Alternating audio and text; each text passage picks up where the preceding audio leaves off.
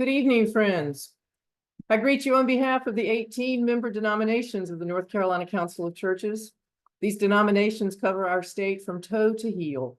They are in places rural, suburban, and urban. Some of you may be part of those congregations, and others of you may be part of the justice-seeking wave that the council has been riding since 1935. We give thanks for whichever path brought you here tonight. My name is Jennifer Copeland. I'm the Executive Director of the North Carolina Council of Churches, and I will be your host for tonight's program. Our conversation is about Christian nationalism, sometimes with the adjective white in front of it, sometimes known by a more academic designation, dominionist theology. But by whatever name you hear it, we want to show you tonight how this movement is being leveraged to replace American democracy with authoritarian rule. It is cloaked in a veil of Christian rhetoric while employing exclusivist and increasingly violent tactics that directly contradict the gospel message. Throughout the 2 millennia of Christianity, there have arisen teachings from time to time that history later deems heresy. I think in the midst of those moments, we often fail to see the marks that make things heretical. I believe, friends, that we are in such a moment. And our hope tonight is to show you some of those marks. We want you to recognize this heresy when it shows up in your midst.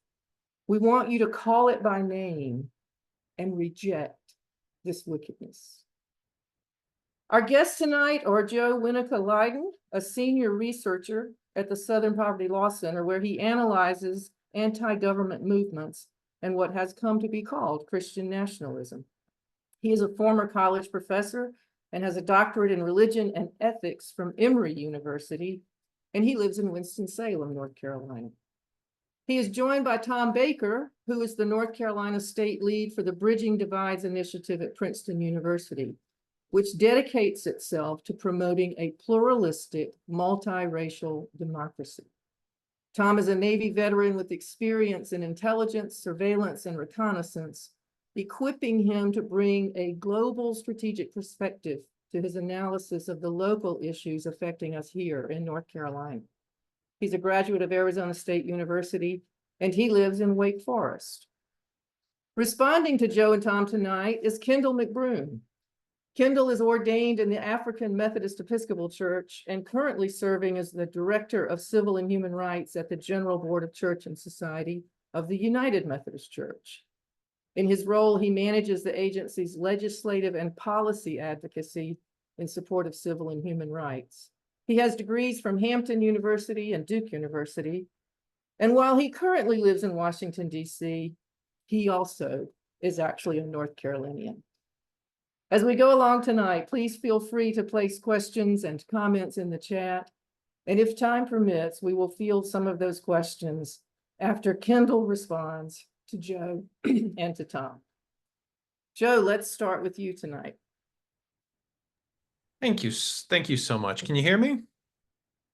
All right. Thank you all so much for coming here. I want to thank the Council of Churches and Reverend Copeland for this opportunity. I'm really honored to be able to sit here and talk to you about what I consider and what Reverend Copeland really set this up to show that it's an important and urgent issue. I also want to thank Kendall and Tom for being part of this with me as well. I want to make sure that we have enough time. So I'm going to jump right into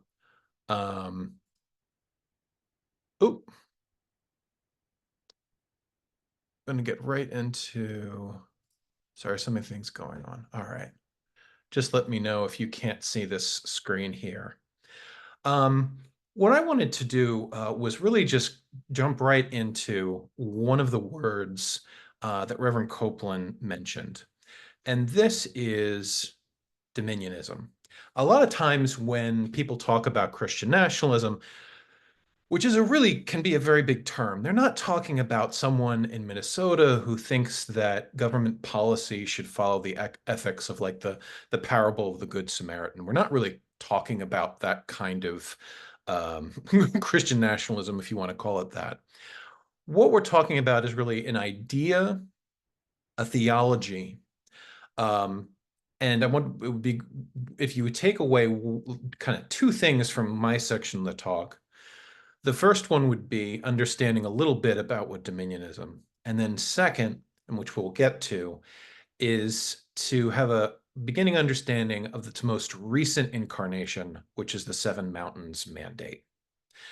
So a good definition of dominionism to get us started, which Fred Clarkson puts out, is the definition you see on the screen, that it's a theocratic idea that Christians are called by God to exercise dominion over every aspect of society. And that dominion, as you know, all well know, comes from the first chapter of Genesis, I think 26, 28. I was raised Roman Catholic, so that's as good as my Bible gets. But they understand that word dominion, which has a very long history, an interpretive history. They interpret that politically to mean that it's political dominion over their country, over the people around them. And it's achieved by taking control of political and cultural institutions. So this is another aspect of dominionism. It's not really a democratic political theology or theology. It's one that is going to take control, often by whatever means necessary. Sometimes you'll encounter more kind of democratic dominionists, but usually what's the end goal is not really democracy or some institutions or values like that, but it's to gain control. It's power to be able to transform society into their own image.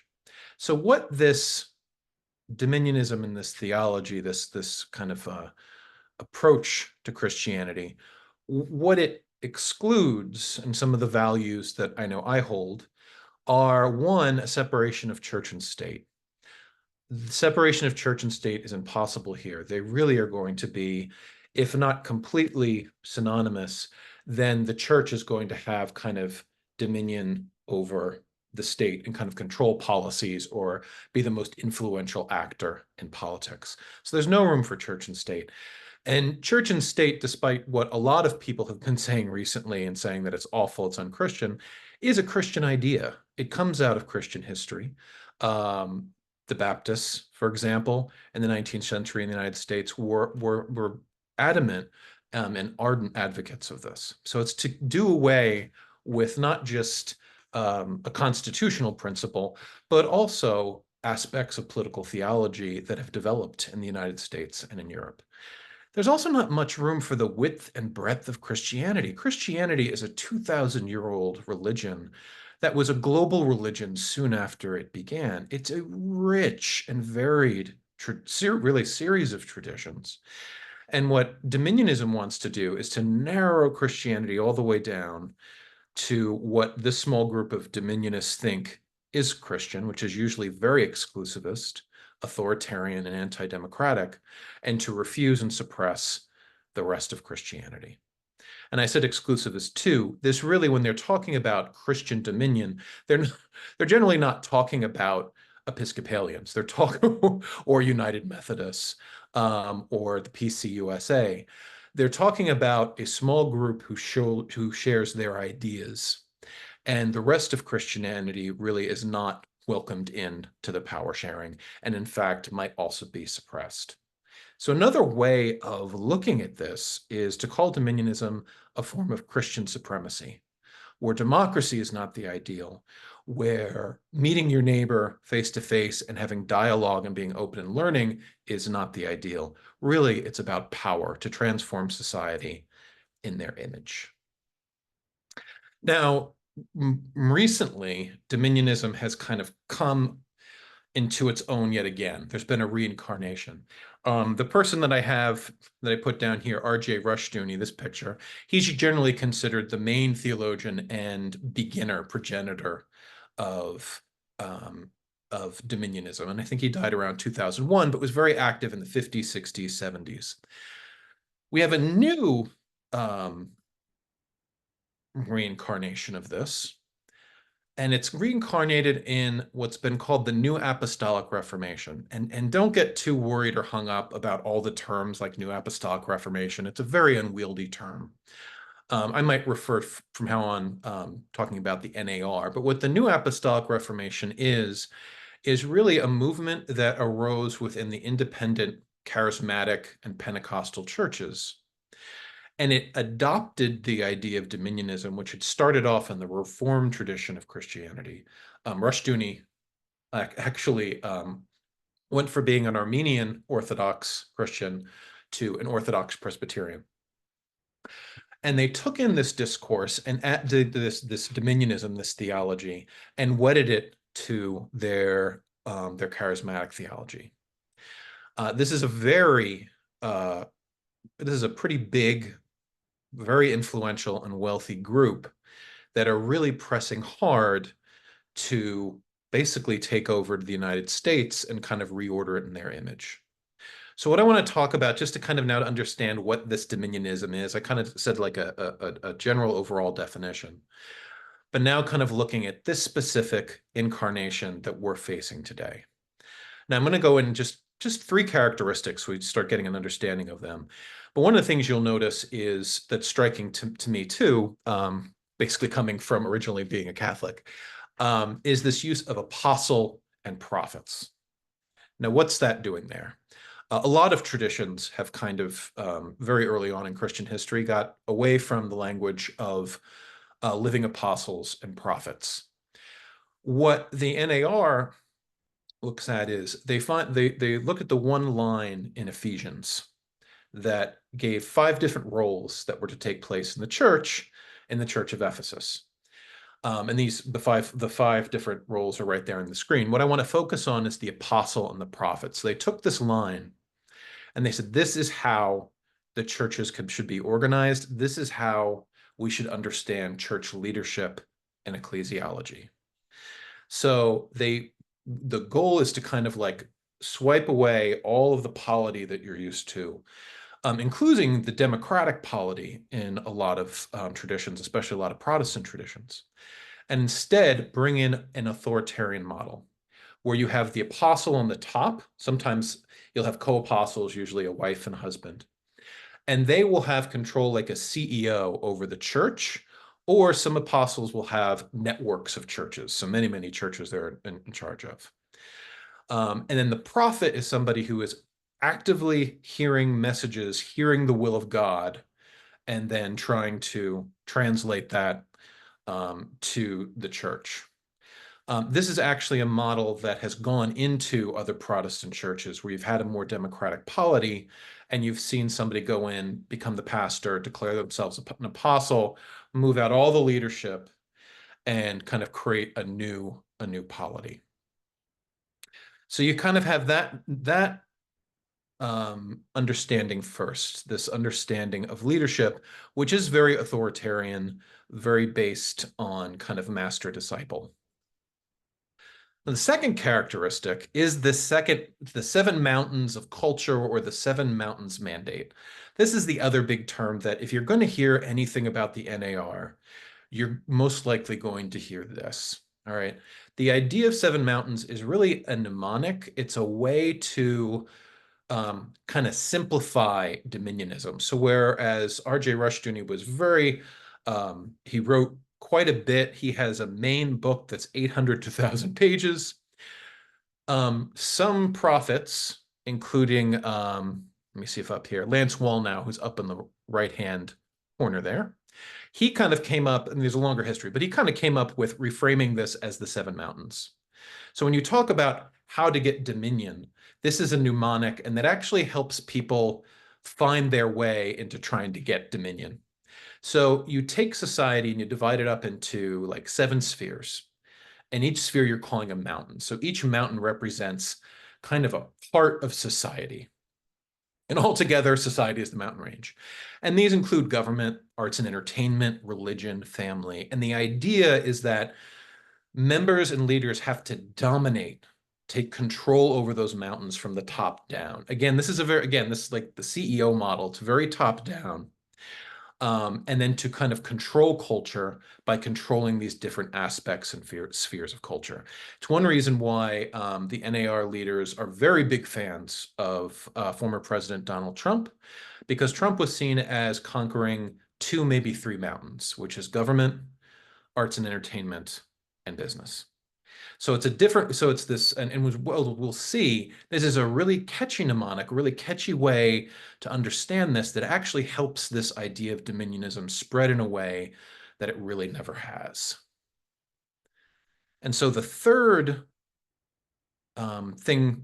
characteristic here that's important to know about the NAR is spiritual warfare and demonology. Demons and demonology and the presence and activity of demons are very central to NAR spirituality, theology, and practice. And when they talk about demonology, they have an idea that human beings can be oppressed, can be possessed, right? But also institutions can be possessed, regions, religions.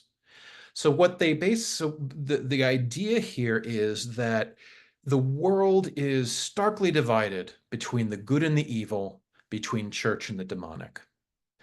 And you can pray to deliver an individual from a demon, but you also have to pray and should pray for institutions like the government, like Congress, to be relieved of the demonic oppression that is upon them, that is upon Islam. There's a main demon that's kind of behind Islam in this notion.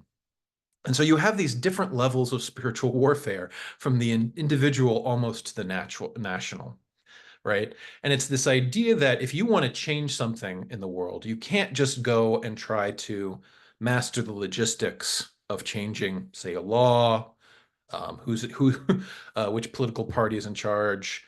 You just want more health care.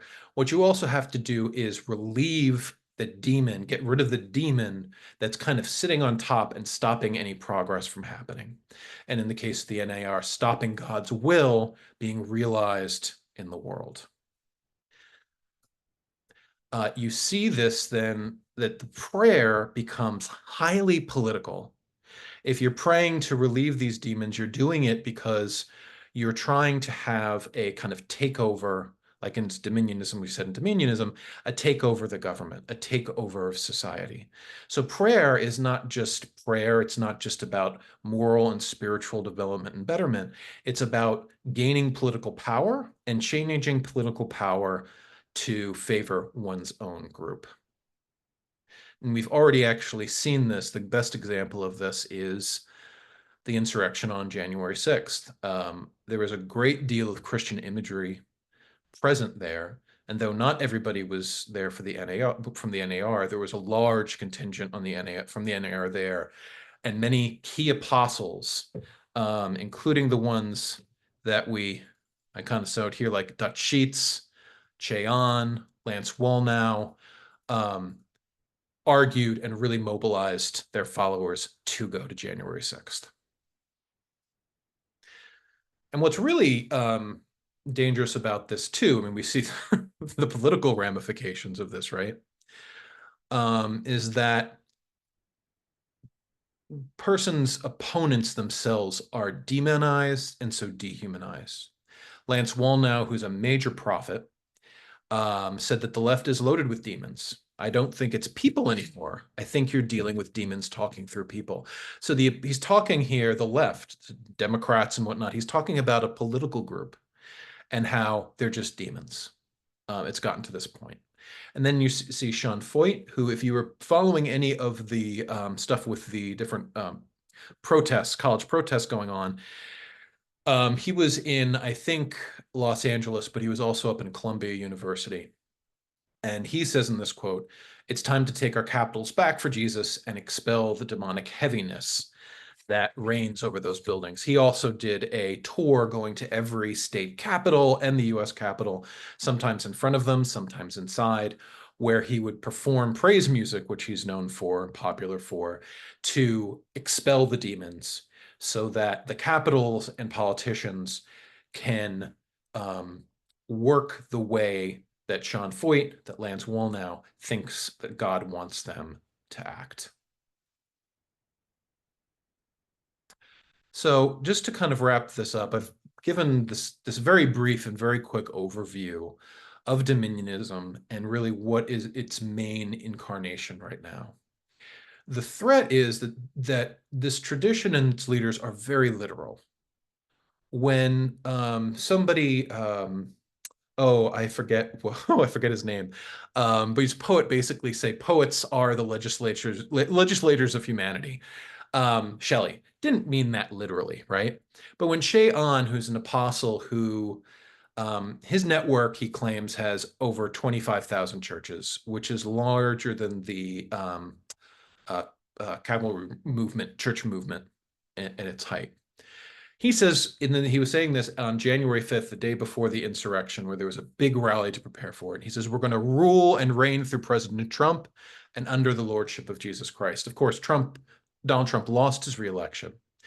But Che and others have said that it's actually God's will that Trump was it was God's will that Trump be reelected. The fact that he wasn't reelected means that they have to fight harder to get him in there.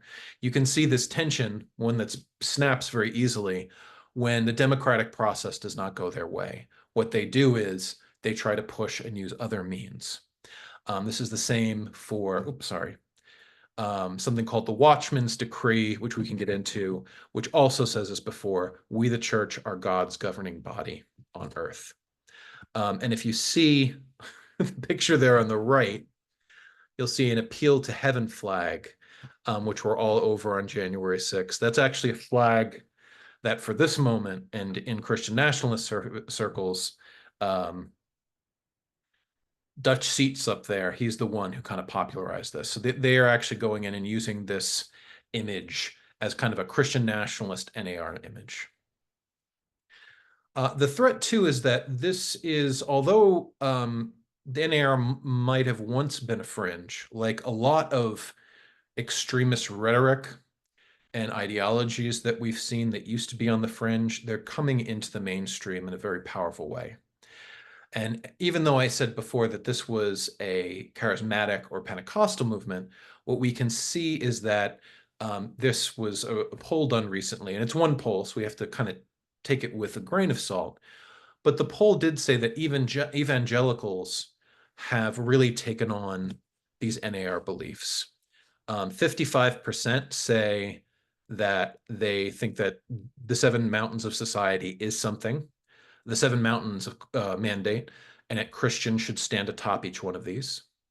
Over 2/3 said that the church should organize campaigns of spiritual warfare to displace high-level demons, and that they're over 2/3 that there are demonic principalities and powers who control physical territory. So these are not I mean, there is in evangelical circles, there is some similar work, understandings and theologies, but Seven Mountains Mandate is not one of them. And this kind of high-level demons and spiritual warfare, that kind of language, this is definitely coming from the NAR. And it's something that's been growing. We've seen growth just within less than a year between last year and now about how people see the Seven Mountain Mandate as something that Christians should actively try to achieve. They should actually try to achieve dominion over other traditions, over their neighbors, over politics, and over culture. And this has actually reached our political discourse as well. The NAR, you'll see a lot of members of the GOP here, and many of the leaders are in, favor that. It's a very partisan group when I'm saying kind of like the politics of it. That is just because they say that God's will follows kind of, if not the GOP, a lot of different GOP leaders. But there's also some Democratic leaders. Eric Adams, the mayor of New York, has talked about demonic energy engulfing our globe. Tommy Tuberville, U.S. Senator, said that Democrats are a satanic cult. So he's basically saying that a large segment of millions of Americans are a satanic cult. And then even the former president, Donald Trump, he said this last September, that he has to stand up for everybody else. He stands up for people. He stands up to the communists, the Marxists, and the atheists. This is language that's very prevalent on the kind of Christian hard right, and also just the hard right in general, that anyone they disagree with are communists, Marxists, and atheists. And sometimes they throw in fascists just to kind of round it out. But Trump and a lot of them have added, they're also evil and they're demonic. So what we see here, just to kind of wrap up, is a tradition that is undermining US democracy, because US democracy is, one, not getting them what they want, and it's not reflective of God's will. It's a very authoritarian movement. It's another reason why they look to Donald Trump, because they see some authoritarian characteristics as well. It's stark and divisive. We talk a lot about the polarization in this country, but the polarization has been in part manufactured by groups like the NAR, whose whole theology is one about divide and conquer and divisiveness. Because if you really believe that everybody who doesn't believe in what you believe and follow what you follow is demonic, then how can you compromise with the devil himself or herself, right? They're actually seen as evil. How can you compromise with that? How can you have a democracy with that? And so these are some of the values that the NAR undercuts, and kind of like democracy, separation of church of state, which are not just constitutional principles, they've also been Christian principles that a lot of experience and reflection, not just by regular people or political philosophers, but by theologians and pastors and people in the pews. And this is what NAR undercuts by making their theology all or nothing, and by making the end goal of their theology really political power. This is why I think it's sometimes easier to think of the NAR not as a religious movement that has political ideals, but really a political movement that uses religious language and theology. So that's it for me right now, and I will pass it over to Tom.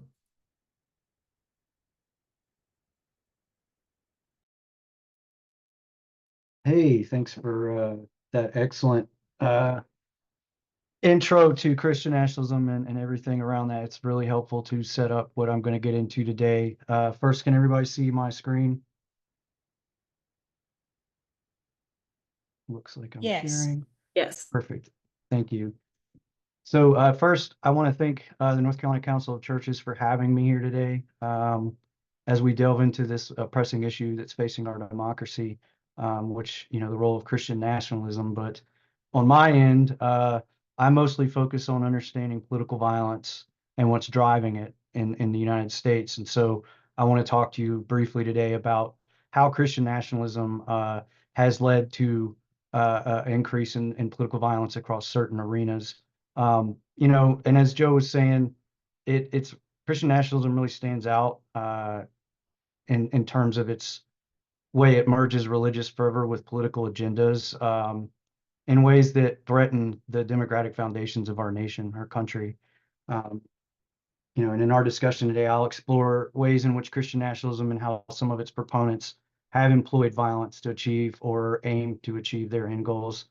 And understanding this is just one way is one part of developing strategies to protect our communities and ensure a future where discourse doesn't escalate into political violence. So here on this next slide, you know, I use this image of these insurrectionists who were in the Capitol and the Senate praying after they had broken in and had done a lot of violence to a lot of people and desecrated the Capitol. Not only that, but they were carrying Christian symbols as they did it. On January 6th, which, you know, recently, it was this last year, I spoke on January 6th at my own church on the Epiphany, right? About all this and just thinking how uh, that kind of image of people doing this kind of violence on a day that means so much like that really kind of reverberated, I think, especially among Christians, but everybody in this country. So, you know, one of the most well-known recent examples of political violence is that day, January 6, 2021. and Christian nationalism played a pivotal role by intertwining this religious fervor with extreme political ideologies. And the ideology fuels this divine mandate, like this sense that among certain groups believe that their cause isn't only politically justified, but was also ordained by God. Um, and so this emboldened individuals to take pretty drastic actions, uh, which perceiving their efforts, as a holy crusade to reclaim what they saw as a stolen election. The rhetoric that was used by leaders, political leaders, church leaders, society leaders, and influencers of all types within this kind of movement invoked apocalyptic imagery, right? This idea that they're losing their country to demonic Marxist forces, and they framed the struggle, the political struggle, in this term of good versus evil. Um, and it's not surprising that this type of rhetoric can incite things that go as far as what happened on January 6th. And groups that we all have heard of at this point, like the Proud Boys, which they were critical in the assault on Congress, leading in many ways as the vanguard, breaking the windows with the police shields that they had taken. Some of those were North Carolina residents who are now serving prison time for their actions on that day. They often use this Christian nationalist kind of ideology to justify their actions because they see themselves as defenders of Western civilization, which is equated to Christian values in most of these circles, and it provides a narrative for these people that they're under siege by demonic forces, which are often painted on marginalized groups. So when you think about the protest and harassment, threats and harassment against the LGBTQ plus community that's gone on over the last few years, these groups kind of invoke Christian nationalist ideology to legitimize their aggression.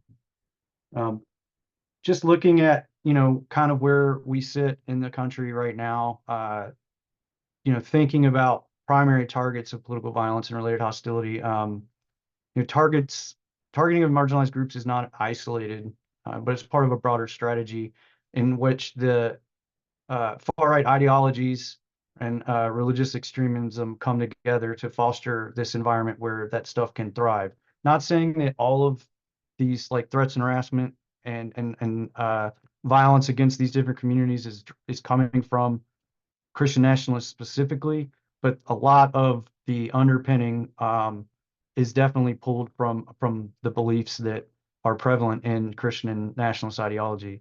So elevating the nation to this role closely aligned with God and encouraging followers to battle perceived enemies, typically with undemocratic and violent means. So we're seeing local officials experiencing high rates of hostility, which we expect to continue, especially when we think about some of these core issues that are being debated in our boards of education, our county commissioners, and in our state legislatures, right? Like as these things pick up in political circles, we will see, um, you know, some of this focus will also come into play with the Christian nationalists, joining in. So we're seeing that the LGBTQ community and the immigrant community are likely to experience increase is in political violence and hostility directed at them this year. Largely, this is related to, the rhetoric that we often see and hear in political campaigns. And as Joe talked about in his presentation, a lot of this rhetoric you can pull directly out of this playbook that this ideology kind of offers up. Um, then you look to the Jewish, Muslim, and Arab communities with everything that's going on currently in Israel and Palestine. We could see a decline or an increase depending on which direction that goes. And this is also something that is of great interest to extremists in this country, specifically seeing, like going back to what Joe said about Sean going to Columbia University, and basically bringing with him a lot of other extremists from various groups that you don't want on a college campus, right? You don't want showing up at a protest because they're likely there to incite and to create situations that they can use to their advantage. And then, reproductive rights advocates have the potential to experience political violence and hostility, given developments in policies, judicial decisions, and also electoral campaigns this year, presidential election. So lots of money will be spent specifically on political communications. And so more and more people will get exposed to these things because they're just going to be seeing them due to the fact that specifically in North Carolina, we are going to just see a huge onslaught of money and political spending. Um, so next, want to kind of show some data on local officials who are facing harassment.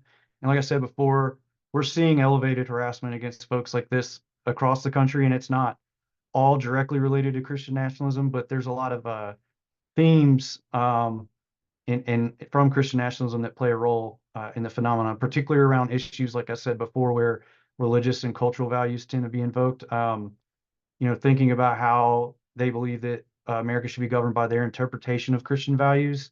So when they see officials supporting um, policies that they think are like antithetical to their specific uh, belief system, in many cases, this can drive folks to target officials that are advocating for LGBTQ plus rights, reproductive rights, secular education, talking about topics that for a long time have been kind of, I think, a focal point, when we think about things like sex education, right? And now when we get further into things discussing, gender and sexual orientation and things of that nature, it can get pretty heated at these meetings. But it can really get aggressive when groups like the Proud Boys get involved, and we've seen them show up at like public education meetings in New Hanover County, at libraries, outside of schools, outside of protests in Raleigh. Most recently, we had them show up in Raleigh to an event that was being hosted nationally by Jenny Donnelly, one of the NAR apostles that Joe spoke about. But in Raleigh, it was a call to the capitals where folks went to pray demonic influences away. And there was a counter protest that had been permitted. So folks were going through the process to, utilize their rights to share what they believe was their opinion in opposition to these folks. And the Proud Boys showed up and immediately began harassing the counter protesters who were lawfully permitted and within their rights under the Constitution and the laws to be there. So, they show up masked, covering their face.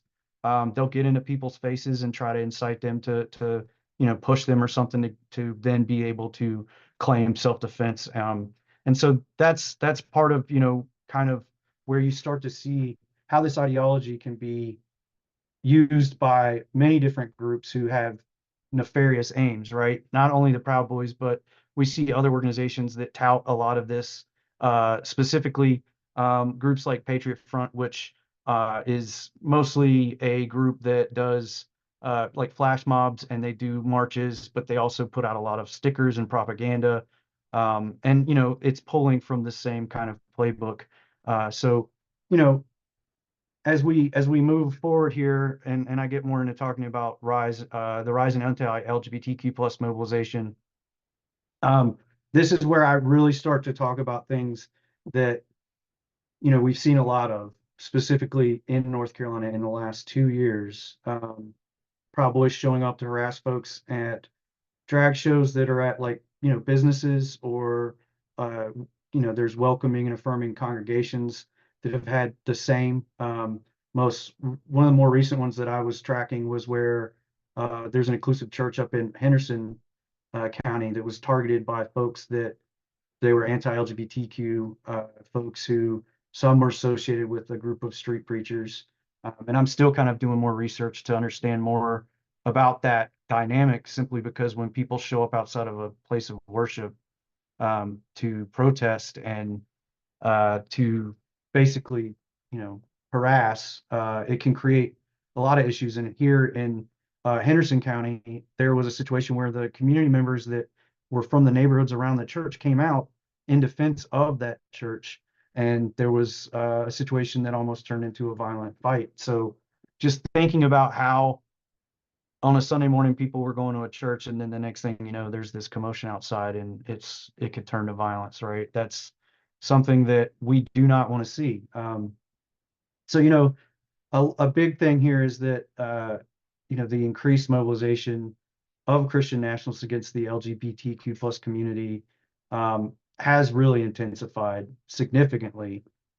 Christian nationalist leaders and groups have successfully framed their opposition to LGBTQ plus rights as a divine mandate, portraying acceptance and legal recognition as a direct threat to their religious and cultural values. So this narrative it employs rhetoric that often invokes a sense of moral urgency, right? Rallying supporters through churches, media platforms, and social networks.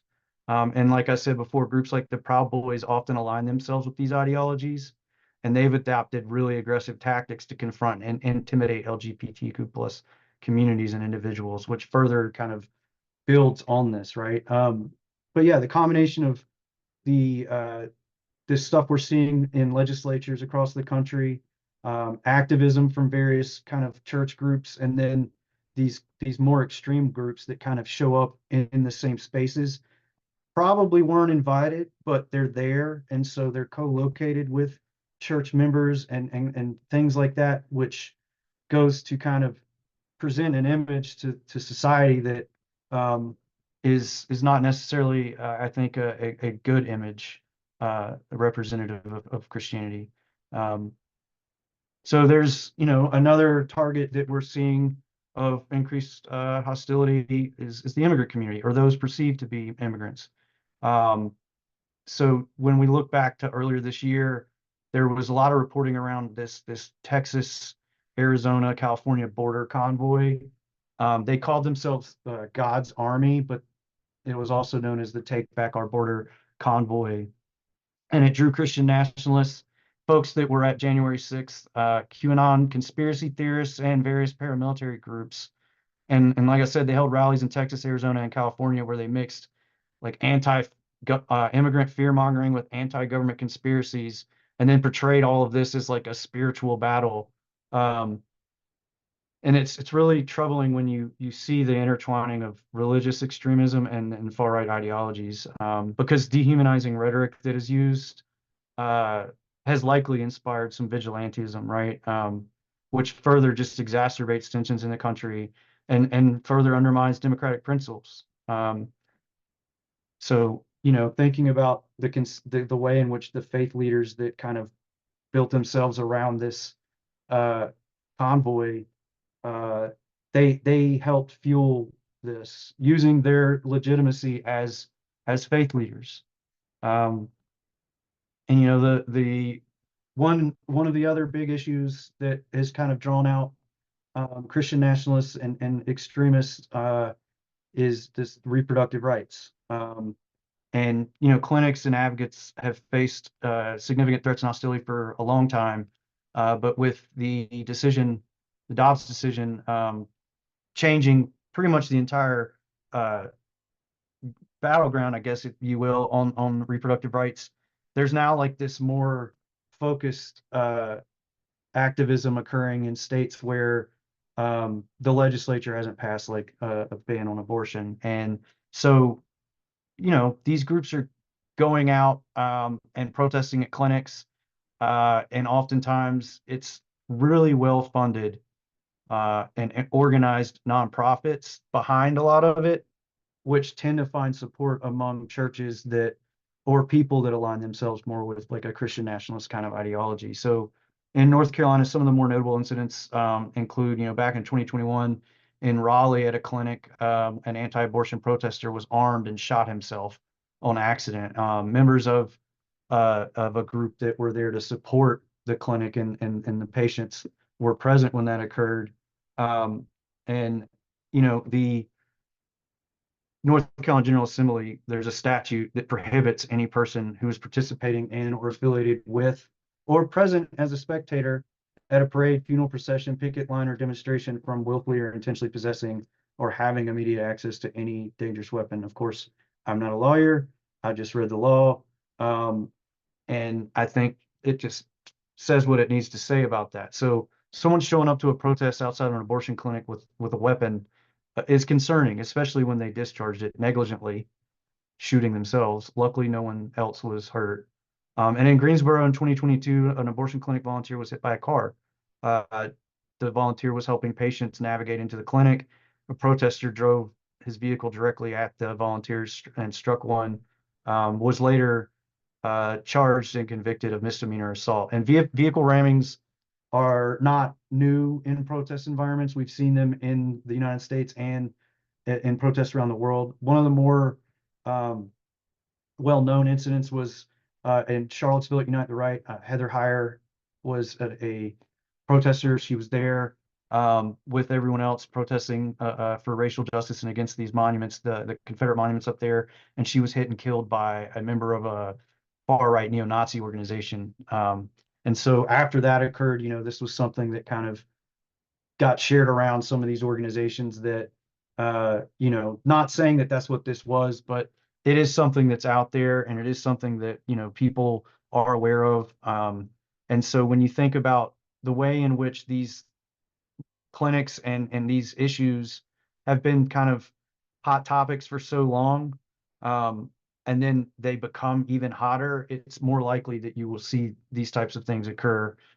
So and I'm sure a lot of people are wondering, like, hey, what can we do? And the way I see it, and is that we must work across political, social, economic, and religious lines to foster justice, peace, and unity. I know I talked a lot about Christian nationalists and how certain extremist groups like to pull from a very specific kind of set of beliefs and ideologies that are espoused by folks who consider themselves as such. It doesn't mean that those people are, you know, uh, bad people, that they're in, with Nazis or any of that. It's just that these extremists who are involved in the Proud Boys and Nazi organizations and things like that will pull from varying places to then use whatever they can to help influence things towards their own ends. So in order, to deal with this, it's like a big part of it is just getting informed, like what we're doing here tonight. Part of the work is, being able to dispel rumors, right? And uh, understand that fear can be just as harmful as actual physical violence. Thinking about, the propaganda, misinformation that flies around, and seeing it, in your own life and in your everyday interactions with folks, it's sometimes hard to figure out how you would approach that. So we have resources that can help you kind of gain a further understanding of not only these issues, right, but also things to help deal with it. So, you have to think beyond elections and election years. I know we're in 2024. A lot of people are very interested in a lot of these topics because of what happened in 2020 at the end of our presidential election. But we have to understand that that didn't happen that year and it didn't happen in a vacuum. Drivers of conflict can boil over, get weaponized at any time. So it's kind of one of those things where it's like, how are we getting ourselves involved, our congregations, our organizations, and helping to reduce tensions and conflicts in communities on any issue. And part of that is practicing constructive resolution, um, and also stand up and speak out against this stuff, right? Like it's not enough that we're here today talking about it, but when we see and hear people being marginalized and threatened, harassed, and targeted, um, we need to speak up. And so that could be, involving becoming a trained mediator, learning about bystander intervention. And, I'll kind of discuss that in my final slide here next. So, de-escalation and community safety is another thing that BDI is working on. And, I believe that churches, clergy, parishioners all play a crucial role in mitigating and mediating violence within our communities. So part of our mission is to enhance de-escalation and community safety. And we do this by connecting folks with a national network of mediation trainers and practitioners. And these are folks in various communities around the country who provide training in de-escalation and conflict navigation skills to ensure communities have access to these practical approaches for countering harm and fostering long-term safety. So we're promoting this whole of society solution, right, to address violence. And by supporting and utilizing this network, your church, clergy, and parishioners can significantly contribute to a vibrant and healthy democratic society, ensuring a more peaceful and secure environment for all. And as you see here, the map, this is just a map from our website, and the dots are representing where we've connected with local trainers.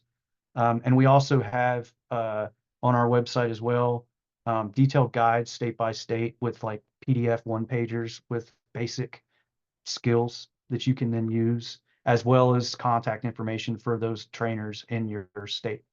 I want to thank everybody for having me. And, I know that some of this can seem scary and a little gloomy. But what I do know is that there are a lot of really passionate, empathetic people working on these issues, not only in this call here, but around the country. And I think when we come together, we can really move things in the right direction. So thanks again for having me, and I'll go ahead and hand it back over to Jennifer. Thank you, Tom, and thank you, Joe. I'd like Kendall to give us a response to some of these things that he's heard. This is a person who lives and breathes responses to civil rights and how the church can be active. Kendall, what do you have for us? Yeah, thank you, Dr. Copeland, and thank you, Tom, and thank you, Joe, for just the um in such a short period of time giving this lay of the land um of Christian nationalism, sometimes with the adjective white Christian nationalism. But I really just want to thank you all for giving that breadth and depth to that, and also speaking to the fact that this is not something that just kicked off in 2016. It is not something that came about in 2020, the 2020 election, or January 6th. But rather this is in so many ways, an underbelly that has kind of, the fire has been flamed and fueled over these last couple of years. And it's gotten heightened attention, and it's found a heightened presence in the public space, and in even our collective lives. So I just thank you for that. And there were a number of things that I wanted to highlight, really, that were brought up by Joe and Tom.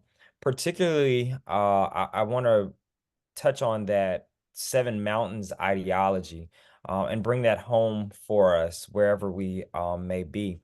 That is not something that just kind of pertains to, or I shouldn't say it just pertains to. I should say that it is something that is finding its way in not only the fringes of Christianity and society, but rather it is finding its way into some mainstream halls. I can even think of some seminaries that are teaching or have members of staff or their faculty who include that work, and not who include that work to counter it, but to uphold it as something that Christian ministry or religious ministry should be seeking, which is dominion over a particular area. So we want to be mindful of that. I also can remember, I'm so grateful for Joe bringing up the New Apostolic Reformation, because I can remember during, I believe it was the 2016 or the 2020 election,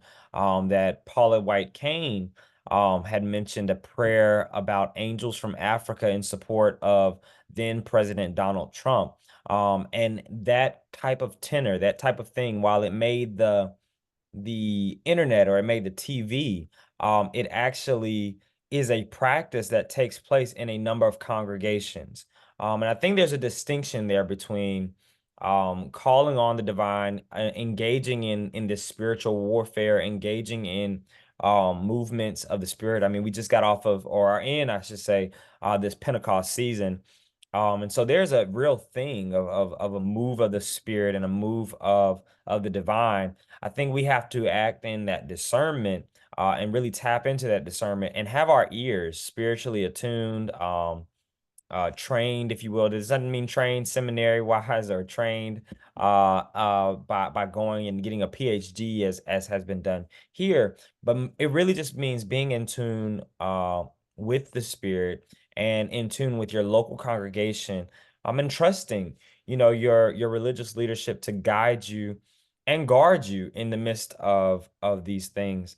One of the things, or a couple of things I want to highlight, really is first understanding we've been today talking about multiracial, we've been talking about Christian nationalism, and I want to make sure that we hold that and also understand that this is not just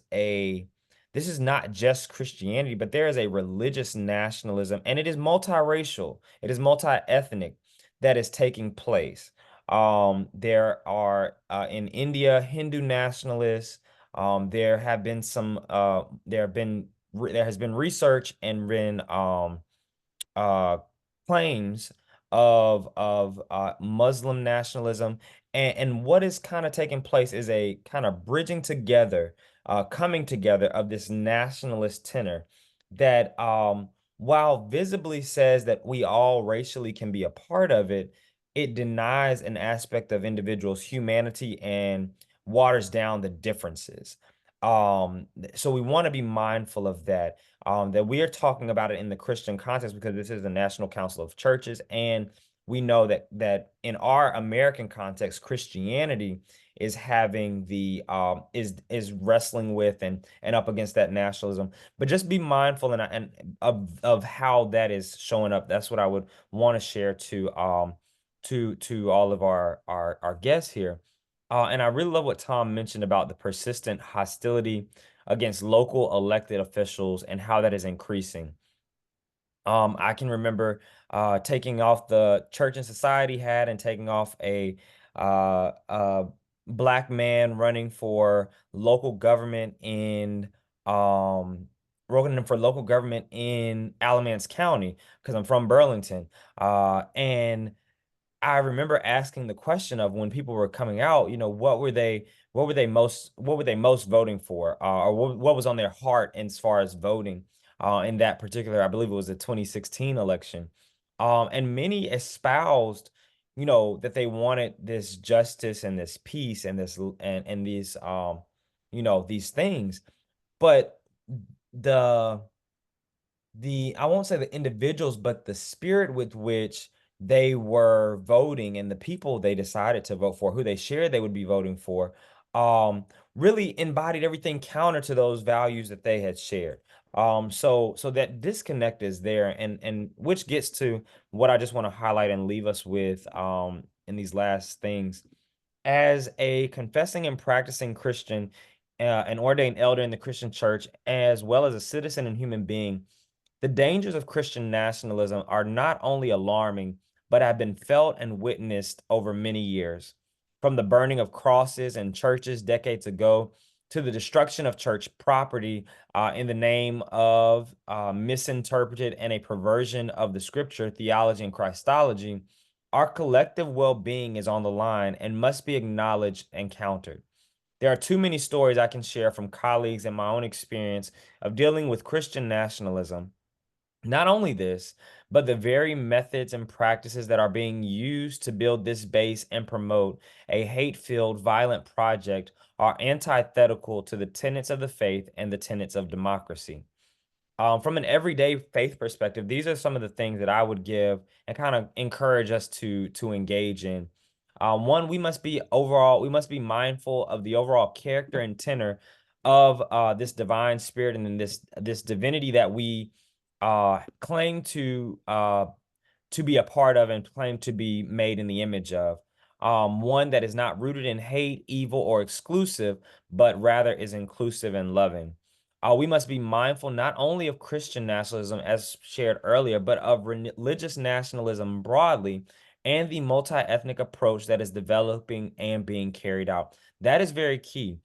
Because we oftentimes, in adding the adjective of white Christian nationalism, we might believe that, this does not take place in other ethnicities or other ethnic churches, but there is in so many ways, in some contexts, a mirroring of the language that you might would hear from a white evangelical congregation that is taking place in Black and Hispanic and Latino and Asian congregations.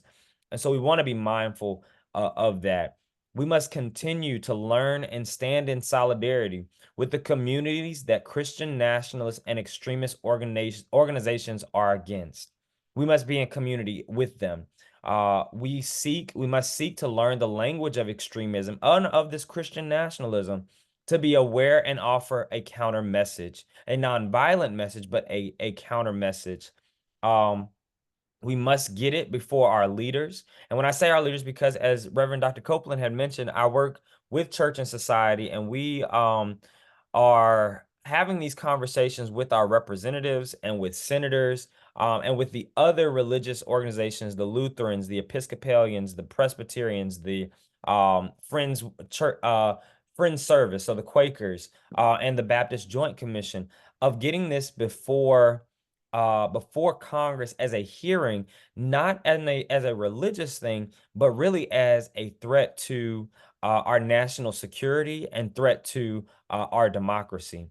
And not again to crack down on religious freedom, but rather to protect us from the violence and harm that is coming from this expression and this practice.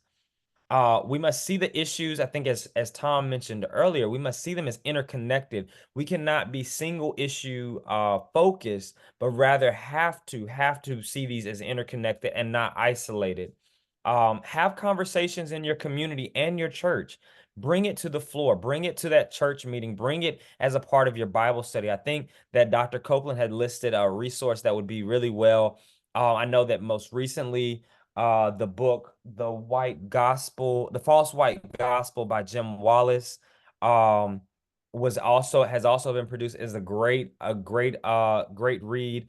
And then there's another that talks about the religious nationalism, particularly, and its kind of early formation in that Western expansion and frontier in the creation of the United States, and talks about the different aspects and elements and how that finds itself in our general culture, general national culture. Participate in dialogue and actions for peace and justice. Don't see your theology, because we know we have multiple traditions on the call, and we have multiple expressions who have nuances within their particular denominations. But let us not see our theologies as dogma simply to convert people or force people to adhere to, but let's see it as avenues to be in relationship with God. And hold on to those things that really make us not only human, but also that make us in community and allow for community to flourish one with another. I highly, again, want to just recommend taking up the de-escalation practices, and doing those in a contextual way, because we had a conversation not too long ago at Church and Society about an incident on January 6th where there was a de-escalation moment going on, but there were dynamics and demographics that had to be taken into account in order for that de-escalation moment to take place.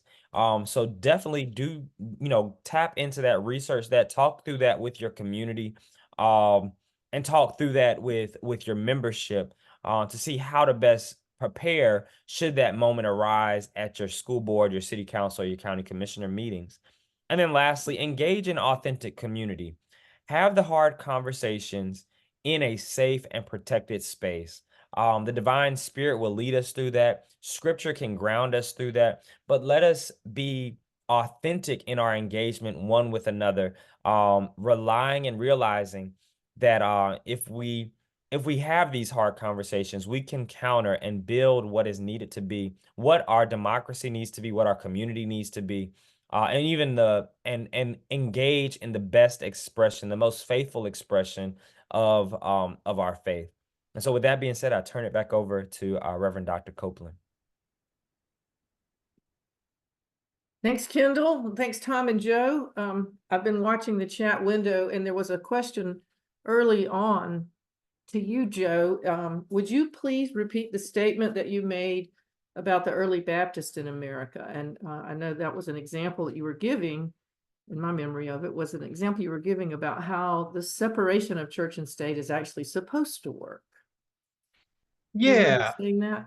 Yes, I do remember saying that. I'm not a church historian, so I mean, I don't want to go into too much detail, but yeah, like the Baptists, for example, were big into the separation of church and state, because as Baptists and their history of persecution by the state, and states that were captured by other forms of Christianity, right? And they don't, then they also had that perspective on the margins, and they looked and they saw that, it doesn't do much for the state either to become kind of a force of oppression and domination in the name of not just of a religion but within religion. So you still have today the Baptist Joint, I think it's Committee or Commission on Religious Liberty, and that's one of these legacy organizations that harken back to those insights of that separation of church and state. And again, I was saying it's not just people always say, oh, it's Thomas Jefferson, oh, it's this person, but it comes from Christianity as well. That's a major source of this idea. And some of the earliest proponents of it were, like I said, some of the newer traditions to the United States, like Baptists coming in after some of the other denominations. Thank you. We have another question that popped up. Boil down on what grounds and from what sources should we first challenge Christian nationalism when it crops up in our communities? Anybody can take a stab at that, but I would say that, there is a litmus test that we can ask ourselves about what the message is. And if it's a message that promotes inclusion, care for the vulnerable, nonviolence, those are the messages that we would like to see promoted at the North Carolina Council of Churches. I say on a fairly regular basis that our work is grounded in the Old Testament prophets and the New Testament Gospels. And we're looking for those places where Jesus reaches out to the vulnerable and reaches out to those who are in pain, always tells us to love our neighbor. And it would seem to me that that's where we start if we want to challenge the dominionism that is pervading our public spaces. Kendall, you may have some thoughts on that as well. Yeah, I think I think that dynamic that you just shared that set up we're rooted in the the Old Testament prophets and then rooted in the gospel message of Jesus.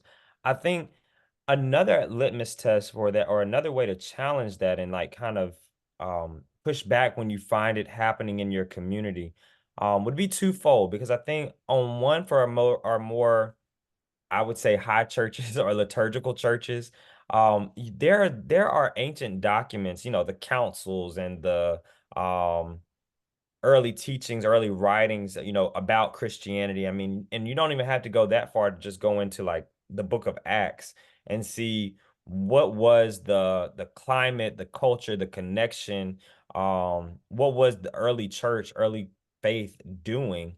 And how what you might be hearing on Sunday morning, or hearing on the radio, or hearing at the morning breakfast club, in what ways do those mirror that, or in what ways are those conversations counter to those? So that's what I would say. And then for churches that might not have that high theology, or they might not be high church, they might be it might be a newer tradition. I would really root that in the actions of Jesus, and root that in the actions and character of this Christ. If you are talking about, I'm just using this because this came up in the voting rights conversation not too long ago. If you are hearing legislation of making it illegal to bring people water, to bring people food, to bring people shelter, or a place to sit while they are in line voting, think about that, and connect that to what Jesus says in Matthew 25. I was hungry, I was thirsty, and you did or you did not. And we know that the positive on that is that we hope that we will do that. So anytime we hear that, one, in our churches, that is wrong to do those things, or we hear in our political sphere that it is wrong and then becomes illegal to do those things, um we might need to counter that, and we might need to challenge that notion. And that's where, and we can stand on that. We can stand on scripture and stand on tradition, the tradition. Thank you. There's a question about language that's commonly used in the churches and in the Christian nationalist settings. Tom or Joe, either one of you might be able to help us understand some of the language that's employed. It sounds Christian, but it's not. Yeah, I mean, Kendall just said some really wonderful things there about, how to guide you. I think a lot of the language that you hear is very warlike language. And of course, every religious tradition has war language, and it's interpreted in various ways, right? But there's kind of an emphasis on that. There's an emphasis against battle, and that's because it's reflecting an idea of an ongoing cosmic warfare. That's the most important part of the tradition, of that kind of the good versus evil, instead of internalizing it and saying, no, this is kind of your soul. This is kind of the struggle that, all humans and communities face, right? I think whenever it's not always the case, but I think when there's a lot of emphasis on demonology and prophecy, again, these are terms like demonic, have been used in a lot of different ways in Christian tradition, but when they're used to resonate with what Kendall was saying, when they're used to exclude, when they're used to take away rights, when they're used to degrade, literally to demonize other human beings, you can see that what usually follows in all that language is not a lot of talk about love. The theological register is not talking about love, compassion, seeing oneself in the other, all those different language. That's usually gone as well. There seems to be a primacy on power and political power, and that the Christian message and that Christian institutions are here to fulfill God's will by taking power, right? I think that's another thing. So kind of spiritual warfare, this demonology, when you kind of and there's also a lot. It's I want to also take caution people too, because there are a lot of people, there are a lot of independent charismatic churches that use the language of apostle, for example, right? So you want to be very careful that you don't all of a sudden go down to your local storefront church and start yelling at all the people, right? Which I don't think any of you would do. But they're taking from a lot of traditions that are already there, and they've been developing and kind of using them for this dominionism. So you won't hear people saying dominionism. You won't hear them say New Apostolic Reformation. You will hear them say things like the Seven Mountains Mandate. You will hear them use the word, which is sad, constantly referring to the church as ecclesia. That's the original Greek word, but it's kind of be repurposed to say the ecclesia is the governing body, is the legislature of the dominionism. So kind of looking even at words that are just like, oh yeah, that's, great. That's good, good Greek word from the Bible. See how it's being used. And it might be used in a kind of dominionist manner. Yeah. Thank you. A question about the Barmen Declaration. I actually think the Barmen Declaration is a great tool for us to use to understand how it is that religion can work in our life in a positive way, as opposed to an authoritarian way.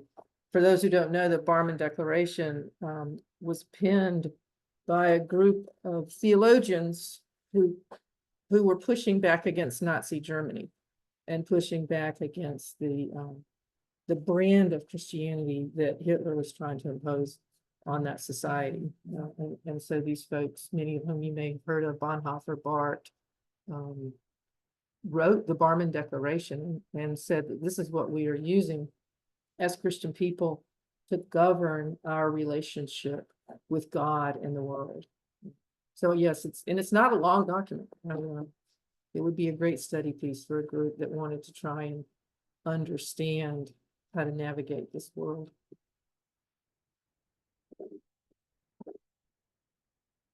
All right,